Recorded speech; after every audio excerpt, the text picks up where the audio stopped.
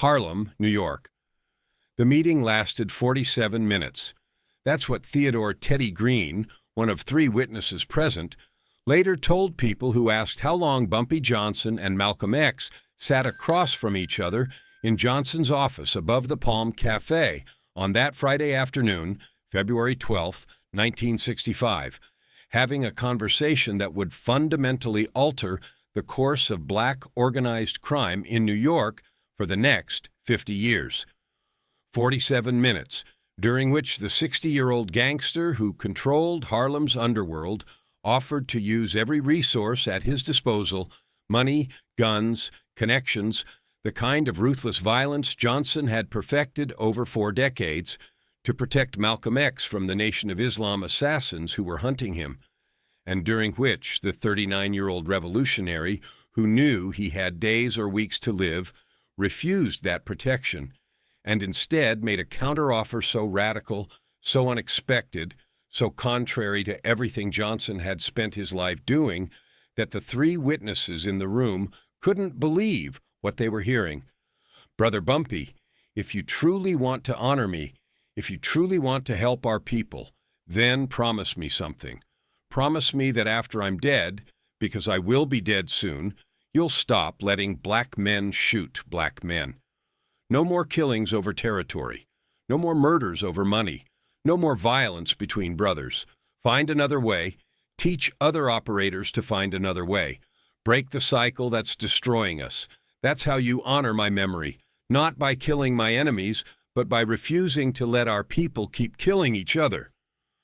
9 days after that conversation, on Sunday, February 21st, 1965, Malcolm X stood at a podium in the Audubon Ballroom preparing to address 400 people when 3 black men, Talmadge Hayer, Norman 3X Butler, and Thomas 15X Johnson, rushed forward with handguns and a sawed-off shotgun and fired repeatedly into Malcolm's body, killing him in front of his wife Betty and his 4 young daughters and hundreds of witnesses who screamed and scattered while Malcolm collapsed with 21 gunshot and shotgun wounds that turned his chest into pulp, and that ended the life of one of the most important black leaders America had ever produced.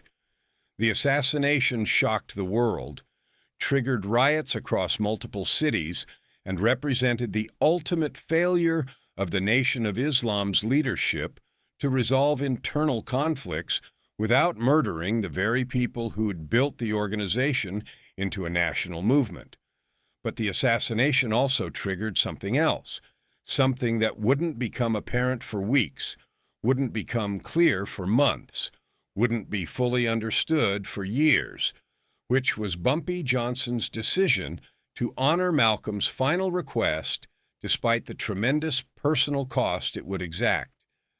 Despite the fact that every instinct Johnson had developed over 40 years of criminal survival told him this promise was suicidal, and despite the reality that keeping this promise would fundamentally change how Johnson operated and would establish principles about black-on-black violence that would influence Harlem's underworld long after both men were dead. The story of what Malcolm refused and what Johnson promised, the conversation that 3 witnesses heard, but that remained secret for decades because the implications were too dangerous to discuss publicly while the men involved were still alive, begins not with Malcolm's death, but rather with the desperate weeks preceding it, when Malcolm understood he was hunted, and when Bumpy Johnson made an offer that any rational man facing assassination would have accepted, but that Malcolm rejected because he saw an opportunity to accomplish something more important than his own survival. The offer, February 12th, 1965. Malcolm X arrived at Johnson's office at approximately 3:30 p.m. on Friday, February 12th, climbing the stairs to the second-floor office slowly, like a man who was exhausted not just physically, but spiritually, like someone who'd been running for so long that he'd finally accepted that escape was impossible, and that all that remained was to arrange whatever final matters could be arranged before the inevitable occurred.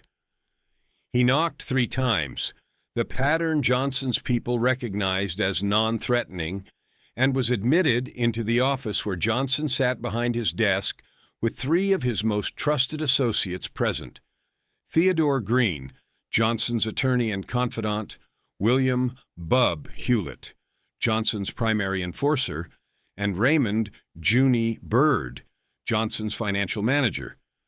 Johnson stood when Malcolm entered, came around the desk to embrace him like a brother rather than like a business associate, and the gesture, witnessed by all 3 men present, demonstrated the genuine respect and affection Johnson felt for Malcolm, despite the fundamental differences in how they approached the struggle for black liberation.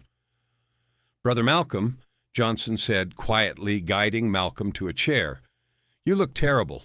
You're not sleeping. You're not eating. You're running yourself into the ground. Sit down. Let me get you something to drink, and then let's talk about how to keep you alive." Malcolm accepted the bourbon Johnson poured, took a long drink, and set the glass down with shaking hands. "Brother Bumpy, I appreciate everything you've done these past months. Your men have stopped 3 attempts on my life. You've spent money, risked your own safety, provided protection that I couldn't get anywhere else, but we both know it can't last. The nation wants me dead. Elijah Muhammad has ordered it. The Chicago leadership has authorized it. They've sent men from multiple temples, New York, Newark, Philadelphia, all hunting me. Eventually they'll succeed. Maybe next week, maybe next month, but eventually. There are too many of them, and not enough of your people to watch all of them all the time." Johnson leaned back in his chair, studying Malcolm's face, seeing the resignation there, but also seeing something else, a kind of peace, an acceptance of death that Johnson recognized from his own experiences watching men face their own mortality. "Brother Malcolm, I brought you here today to make you an offer I want you to really consider before you refuse it out of some sense that accepting help from a criminal compromises your principles, or whatever other reasons you might have for turning down what I'm about to propose." Malcolm nodded slowly, waiting. "I can eliminate your enemies," Johnson said simply. "All of them. Not just the 3 or 5 or 10 men who are actively hunting you right now, but the leadership in Chicago who ordered your death. Elijah Muhammad, the national officers, the temple leaders who've been coordinating the assassination campaign. I can have them killed, all of them, within 2 weeks. It'll cost me money. It'll require calling in favors from people I'd rather not owe. It'll attract attention from law enforcement that I normally avoid. But I can do it. I have the resources, the connections, the people willing to do the work.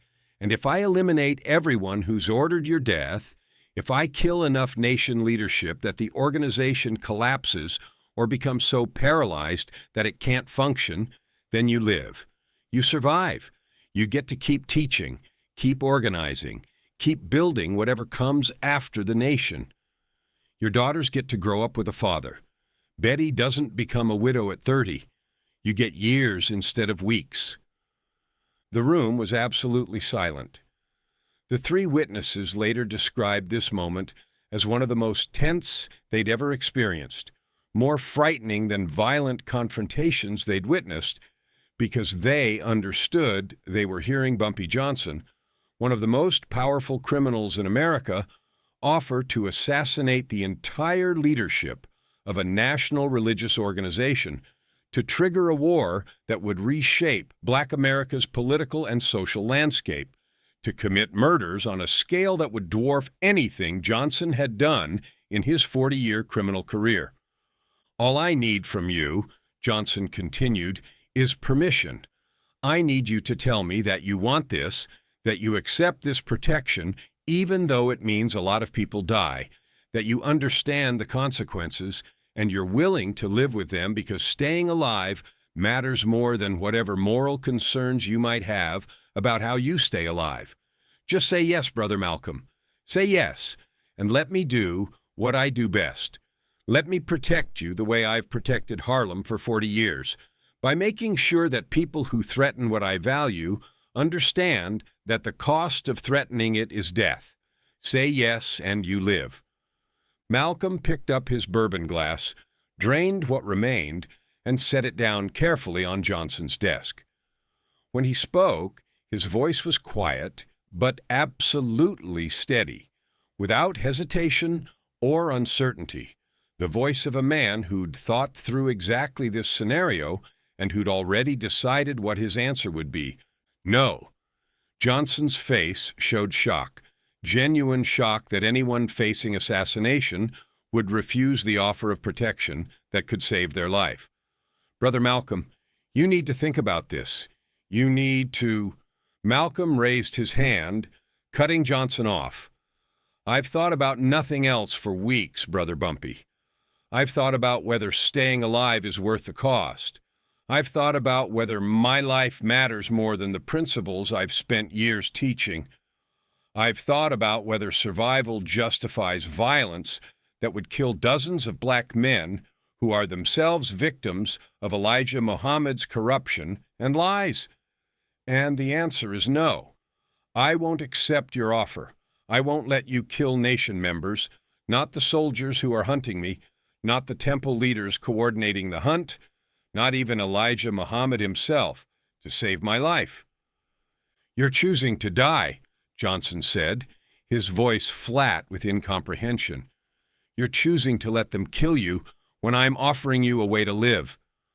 I'm choosing not to cause the deaths of dozens of black men to extend my own life by a few years, Malcolm responded. Brother Bumpy, the men hunting me, yes, they're trying to kill me, but they're not evil. They're confused. They're deceived. They believe they're doing God's work because Elijah Muhammad told them, I'm a traitor who threatens the nation. They're wrong, but they're not malicious. They're brothers who've been lied to by leaders they trusted. And the leaders, Elijah, the national officers, the temple coordinators, they're corrupt and they're cowards, but they're still black men, still our people, still part of the community I've spent my life trying to uplift. How can I claim to be fighting for black liberation while accepting protection that requires killing dozens of black men? How can I tell people to stop black-on-black violence while my own survival depends on you murdering my enemies? I can't. I won't. It's wrong, and I won't be part of it. Johnson stood up, began pacing behind his desk, his frustration visible to everyone in the room. So you're just going to accept death, going to let them kill you, going to leave Betty and your daughters without a husband and father, going to let the nation win, let them silence the one voice that was telling the truth about Elijah's corruption. That's your choice. That's my choice, Malcolm said calmly. I've accepted it. I've made peace with it. But Brother Bumpy... Malcolm leaned forward, his intensity suddenly focused like a laser on Johnson's face. I came here today not to accept your offer, but to make a counteroffer. You want to honor me. You want to do something that matters after I'm gone? Then I'm going to ask you to do something harder than killing my enemies. I'm going to ask you to change how you operate. I'm going to ask you to break a cycle that's been destroying our community for generations. Johnson stopped pacing, returned to his seat, understanding that Malcolm had come to this meeting with a specific agenda that went beyond discussing protection.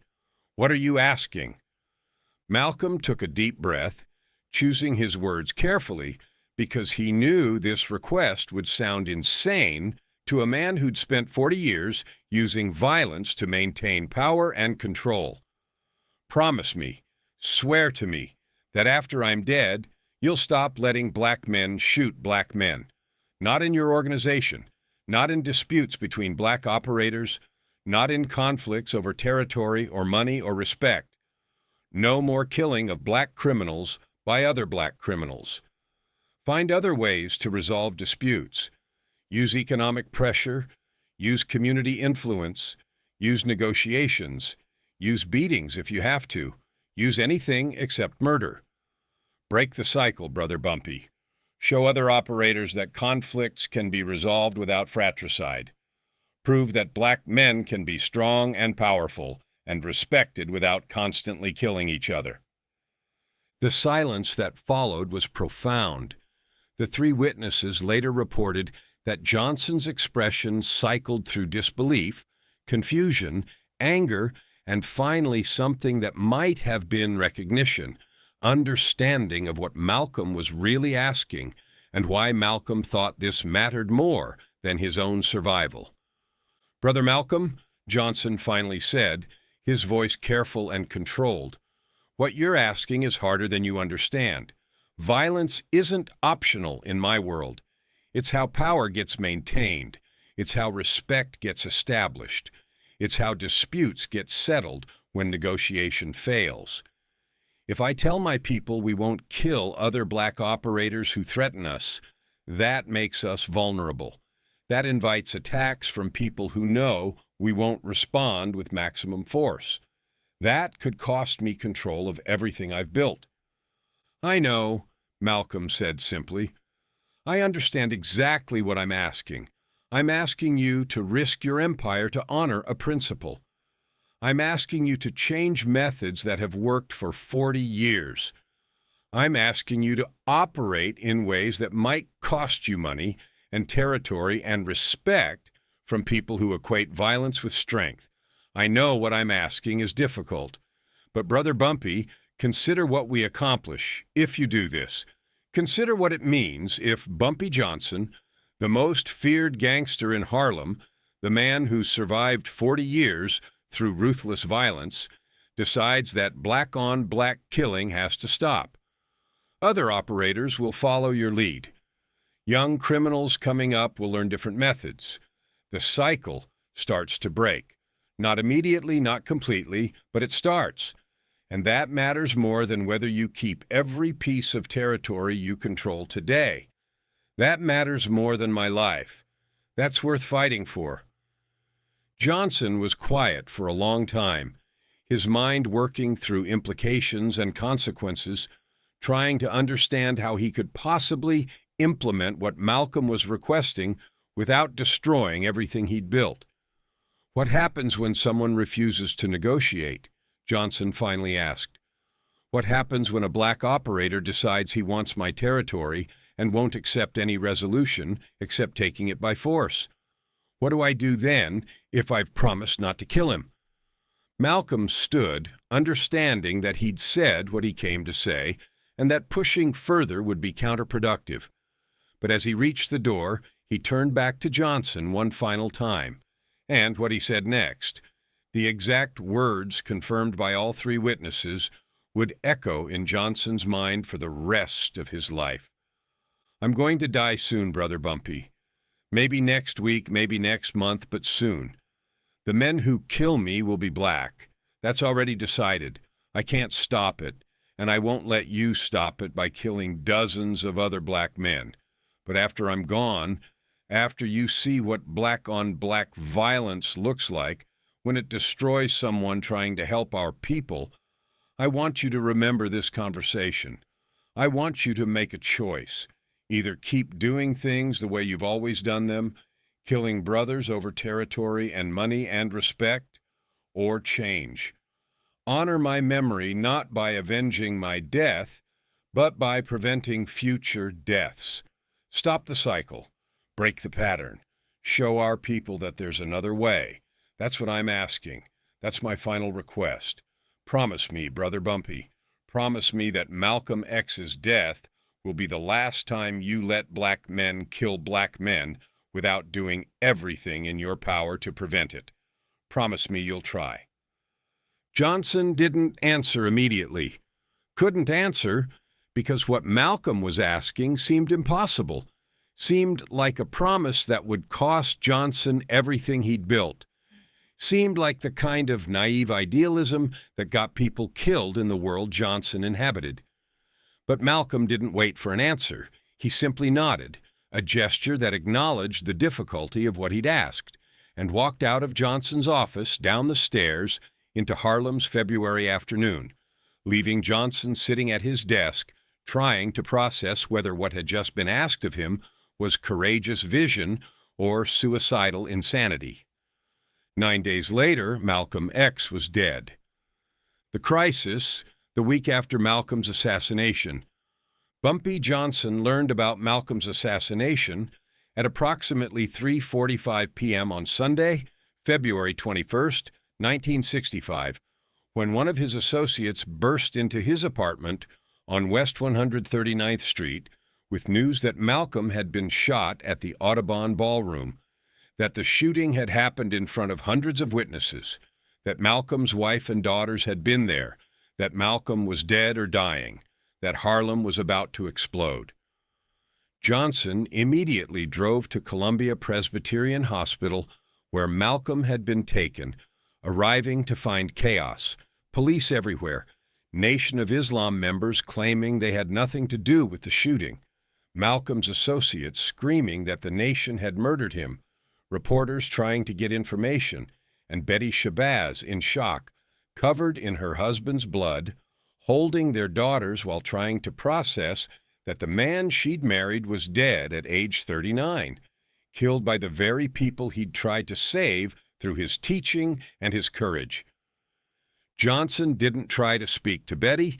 This wasn't the time or place, and he had no words that would make anything better, but he stood in the hospital hallway watching the chaos, watching the immediate aftermath of exactly the kind of black-on-black violence that Malcolm had begged him to help prevent, and understanding with absolute clarity that he'd failed. Failed to protect Malcolm despite all the resources at his disposal. Failed to prevent the assassination despite knowing it was coming. Failed to stop black men from murdering another black man who was trying to help their community. Johnson returned home that evening and sat in his apartment alone, refusing to see anyone, sitting in the dark with a bottle of bourbon, replaying the conversation from 9 days earlier over and over in his mind.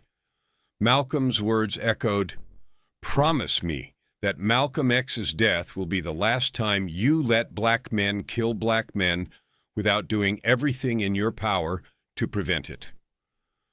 By Monday morning, Johnson had made his decision. Not the decision Malcolm had asked him to make. Johnson wasn't ready for that yet, wasn't capable of fully committing to ending black-on-black violence when every instinct told him that such a commitment was suicidal. But Johnson made a different decision. He would not avenge Malcolm's death by killing the assassins or the Nation leadership, even though he had the capability to do so, even though his first instinct was to trigger a war that would destroy the Nation of Islam's New York operations entirely. This decision shocked Johnson's associates when he announced it at a meeting Monday afternoon. They'd expected Johnson to order immediate retaliation, expected to be told to kill Talmadge Hayer and the other shooters, expected to launch attacks on Nation mosques and leadership. Instead, Johnson told them, "We're not going to kill anyone. Not the shooters, not the Nation members who planned it, not anybody involved in Malcolm's murder. Malcolm didn't want that. He refused my offer to eliminate his enemies because he didn't want more black men dying to save his life. So I'm going to honor that. No retaliation, no revenge, no killing." The protest was immediate and vigorous. His people argued this made Johnson look weak, that the Nation would see it as confirmation they could kill without consequences, that other operators would interpret Johnson's restraint as inability to respond to challenges. But Johnson cut them off. "Malcolm asked me to do something much harder than avenging his death. He asked me to stop the cycle of black men killing black men, and I'm going to try, starting today, not because I've gone soft, not because I'm afraid of the Nation, but because Malcolm was right. The violence between us has to stop. And if I can't honor his request while he was alive, couldn't save him when he needed saving, then the least I can do is honor his request after he's dead. So here's the new rule. We don't kill other black operators, not for any reason. We find other ways. What followed was the most difficult week of Bumpy Johnson's criminal career. His associates questioned the decision constantly. Reports came in that other operators were testing Johnson's territory, probing to see if the new no-killing policy meant Johnson couldn't defend what he controlled.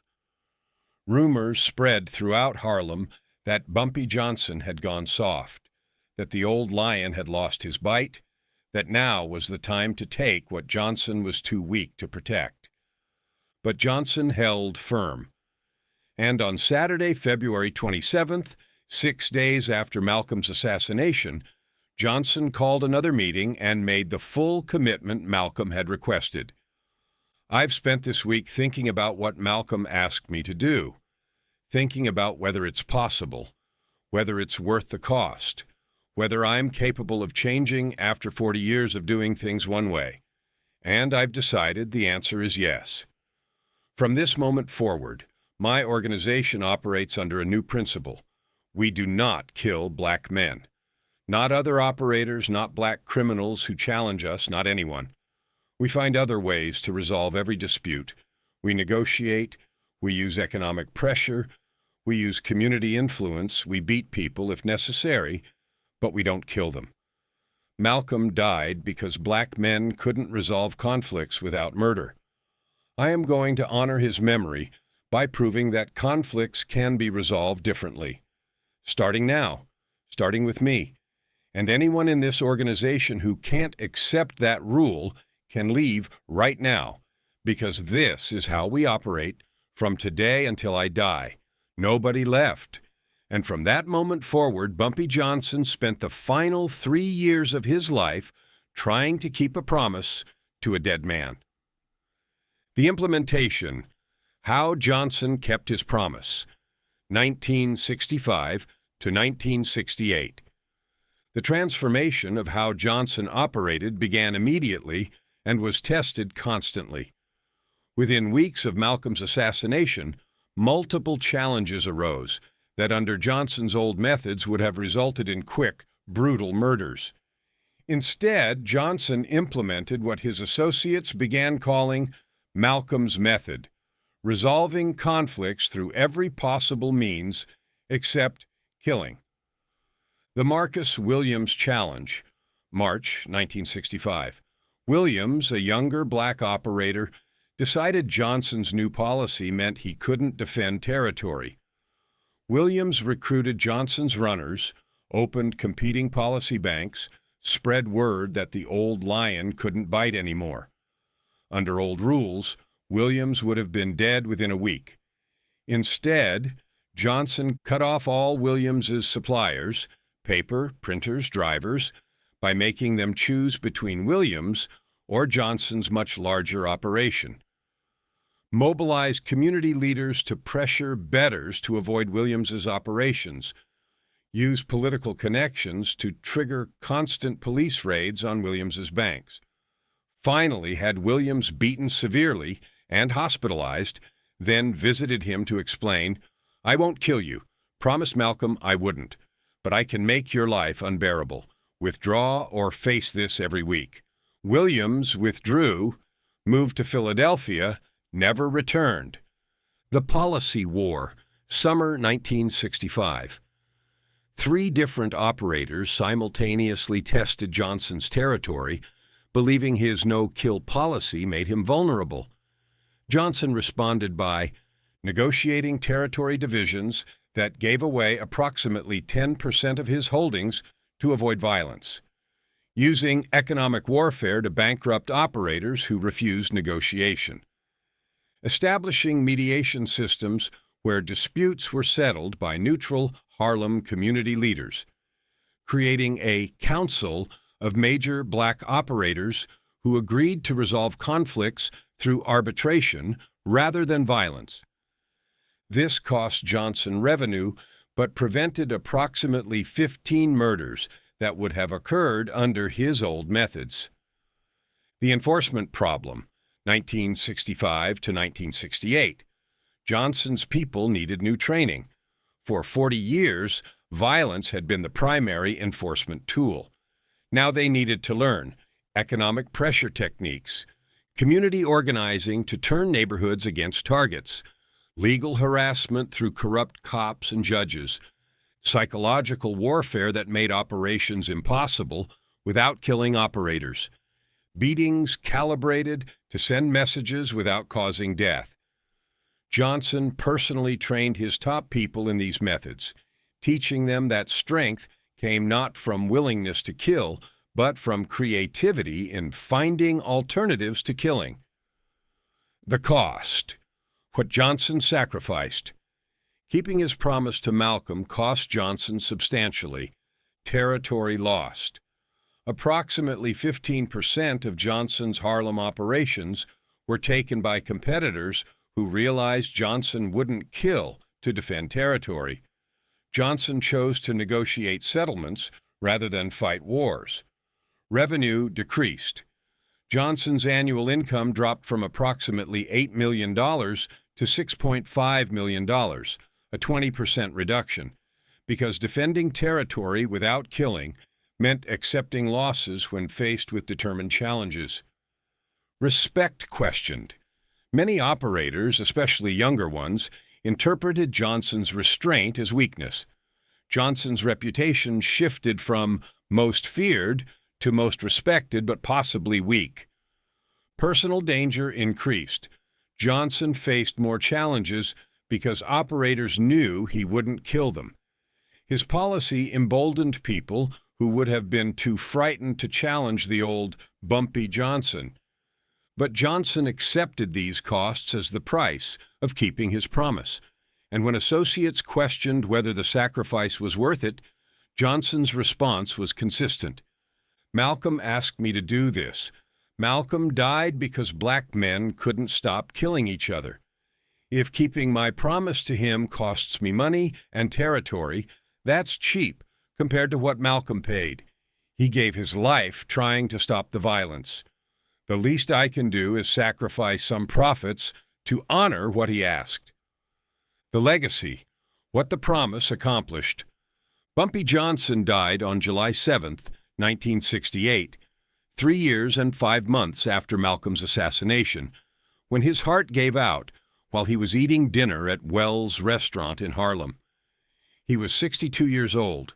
His funeral was attended by thousands, criminals and legitimate community members alike, who came to pay respects to a man who'd tried to change, who'd tried to keep a promise to a fallen leader, who'd demonstrated that even in the criminal underworld, cycles of violence could be broken if someone with sufficient courage decided to break them. But Johnson's legacy wasn't just what he accomplished during his lifetime. The principles he established, Malcolm's method, as his associates called it, influenced black organized crime in Harlem for decades after his death. Immediate successors, 1968 to 1975. The men who took over Johnson's operations maintained his no-kill policy. Not perfectly, some murders still occurred, but substantially enough that black-on-black violence in Harlem's criminal disputes measurably decreased compared to the pre-1965 era. Institutional change, 1970s to 1980s. Other black criminal organizations in New York adopted similar principles, recognizing that Johnson had demonstrated both the possibility and the benefits of reducing fratricidal violence. Dispute resolution systems emerged, councils, mediators, economic warfare that replaced automatic killing as first response. Cultural shift, 1980s to 2000s. The understanding that black criminal leaders had obligations to minimize intra-community violence became accepted principle in Harlem. Unauthorized killing of other black operators carried severe organizational consequences. Measurable results.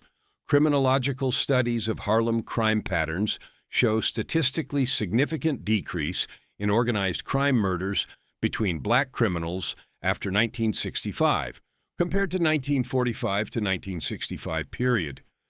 The decrease correlates with Johnson's policy change and its adoption by successors. This doesn't mean violence ended. That would be absurd to claim. Disputes still turned violent. People still died. Criminal operations still required force. But frequency decreased. Acceptance of killing as first resort decreased. And understanding that black leaders should minimize black-on-black violence became principle that influenced behavior even when not always followed. The promise fulfilled. Malcolm X refused Bumpy Johnson's offer to kill his enemies, rejected protection that would have required murdering dozens of black men, and instead asked Johnson to make a promise: stop letting black men shoot black men. Johnson couldn't prevent Malcolm's own murder. That tragedy occurred before Johnson fully committed to the principle Malcolm articulated. But Johnson spent his final 3 years proving that Malcolm's request wasn't naive idealism, but was instead practical principle that could be implemented, that could be enforced, that could make real difference in how many black men died in criminal disputes. The numbers tell the story. 1945 to 1965, estimated 200 to 250 murders in black organized crime disputes in Harlem. 1965 to 1968, Johnson's final years, estimated 15 to 20 murders, approximately 85% reduction. 1968 to 1985, estimated 50 to 75 murders, sustained reduction of approximately 70% compared to pre-1965 levels. These lives saved, these murders prevented, were Malcolm X's true legacy in Harlem's underworld, not through his public speeches or his political organizing, but through a private conversation where he asked one powerful criminal to change how he operated, and that criminal said yes. Bumpy Johnson kept his promise. He honored Malcolm's final request, and in doing so, he changed not just his own organization, but the broader culture of black organized crime in ways that outlasted both men and that saved hundreds of lives over subsequent decades. Malcolm X offered Bumpy Johnson nothing: no protection, no assistance, no benefit beyond knowing he'd kept a promise to a dead man. And Johnson accepted that offer anyway, sacrificed money and territory and respect to honor what Malcolm had asked, proved that even criminals can change when someone they respect asks them to try. That was the promise. That was the legacy. That was how one dying revolutionary and one aging gangster changed black American history in ways neither lived to fully see. When Bumpy Johnson died in 1968, people asked what he'd accomplished in his final years. The answer wasn't measured in money or territory or power. The answer was measured in lives not lost, murders not committed, cycles not perpetuated. Malcolm X asked Bumpy Johnson to stop letting black men shoot black men. Bumpy Johnson said, "I promise." And for 3 years, he tried, and his successors tried, and Harlem became safer, less violent, less likely to destroy its own people. That was the offer Malcolm refused, and the promise Johnson kept. That was how they changed black history together.